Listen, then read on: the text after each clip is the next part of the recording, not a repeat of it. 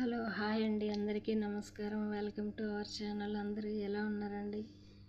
నేను కూడా మస్కట్లో బాగున్నానండి. మీరందరూ బాగుండాలని మనసారా కోరుకుంటున్నాను. ఇక్కడ నేను చూపించే రెసిపీ వచ్చేసి కరివేపాకు చికెన్ కర్రీ అండి. సూపర్గా ఉంది. హెల్త్కు కరివేపాకు చాలా చాలా మంచిది కదండి. ఈ విధంగా కరివేపాకు chicken curry fry chicken curry చాలా చాలా బాగుందండి. మామూలుగా కరివేపాకును కర్రీలో వేసినట్లయితే తీసి పక్కన పెట్టి తినేస్తారండి చాలామంది. నేను కూడా అలానే తింటాను. కాబట్టి ఈరోజైతే చికెన్ కర్రీని ఈ విధంగా ఎక్కువ కరివేపాకును వేసుకొని హెల్తీగా టేస్టీగా అయితే తయారు చేస్తున్నారు. ప్లీజ్ అండి, నా వీడియో చూసే ప్రతి ఒక్కరూ తప్పకుండా లైక్ అండ్ సబ్స్క్రైబ్ చేయండి ఫ్రెండ్స్. ముందుగా సబ్స్క్రైబ్ చేసిన ప్రతి ఒక్కరికి పేరు పేరున థ్యాంక్ యూ అండి. Thank you so much. ఇక్కడ నేను 1/2 కిలో చికెన్ అయితే శుభ్రంగా కడిగి నీట్గా పక్కన పెట్టుకున్నానండి. చికెన్ కర్రీకి కావాల్సిన మసాలాలను కూడా ఇదైతే కొబ్బరి పొడి అండి, ఎండు కొబ్బరి పొడి. గల్పులో ఈ విధంగానే ఉంటుంది. ఇక్కడ పచ్చిమిర్చి, టమోటా, ఆనియన్ అయితే నేను చిన్న ముక్కలుగా కట్ చేసి పక్కన పెట్టి ఉంచుకున్నాను.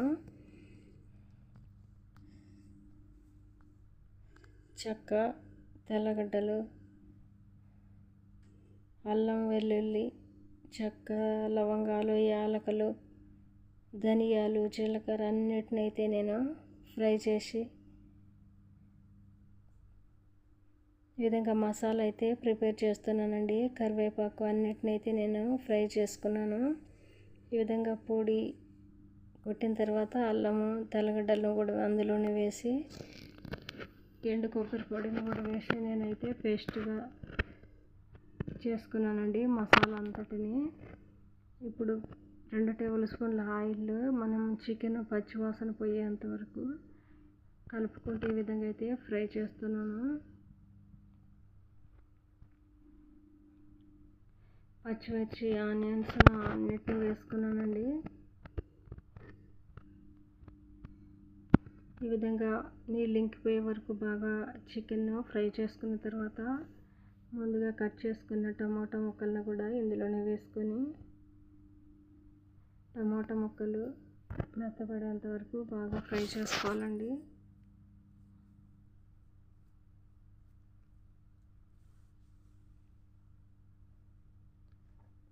ఇప్పుడు మనం ముందుగా ప్రిపేర్ చేసి పెట్టుకున్న మసాలాను వేసుకొని రుచికి తగినంత కారం, ఉప్పును కూడా వేసుకున్నానండి. అంతా చికెన్ ముక్కలకు పట్టే విధంగా ఒకసారి కలుపుకొని మసాలా అంతా పచ్చివాసన పోయే విధంగా అయితే నేను మూత పెట్టి ఉడికించుకున్నానండి. ఇప్పుడు మనం మిక్సీ పట్టుకున్న అందులోనే 1 గ్లాస్ అంతా వాటర్ అయితే వేసుకుంటున్నాను. ఇప్పుడు అంతా ఒకసారి కలుపుకొని ఉప్పు, కారం సరి చూసుకొని మరొక కొద్దిసేపు అయితే మూత పెట్టి ఉడికించుకుంటున్నాను. కర్రీ ఉడుకుతుంటేనే చాలా గుమగుమలాడుతుందండి. కరివేపాకు చికెన్ కర్రీ చాలా చాలా టేస్టీగా ఉందండి.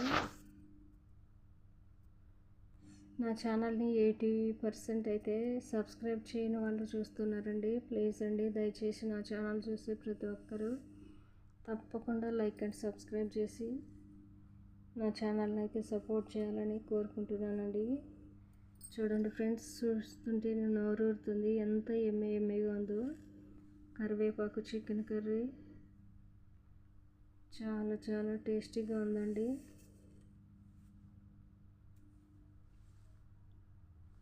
చాలా సింపుల్ అండ్ టేస్టీగా ఈ విధంగా అయితే నేను తయారు చేశాను.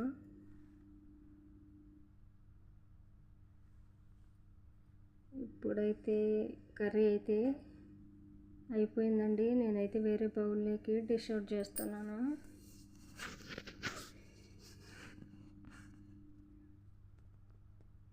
చూసారు కదా ఫ్రెండ్స్, ఎంత బాగుందో కరివేపాకు చికెన్ కర్రీ. నేనైతే నా రూమ్లోకి అయితే తెచ్చుకున్నానండి. ఇప్పుడు మాకైతే లంచ్ టైం, తినటానికి నేను రూమ్లోకి అయితే తెచ్చుకున్నాను. రైస్ అండ్ కర్రీ,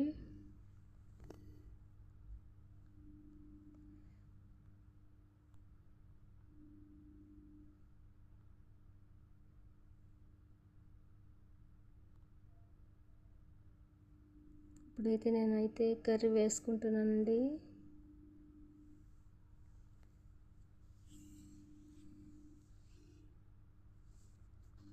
మంచి గ్రేవీగా చికెన్ కర్రీ అయితే చాలా చాలా టేస్టీగా ఉందండి.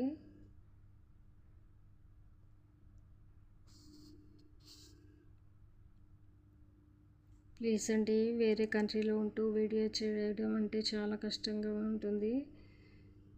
ప్లీజ్ అండి, నా వీడియో చూసే ప్రతి ఒక్కరూ చూసే ముందు తప్పకుండా like and subscribe. Thank you అండి. Thank you so much for watching my video. మరొక మంచి వీడియోతో మళ్ళీ కలుసుకుందాం. అంతవరకు సెలవు.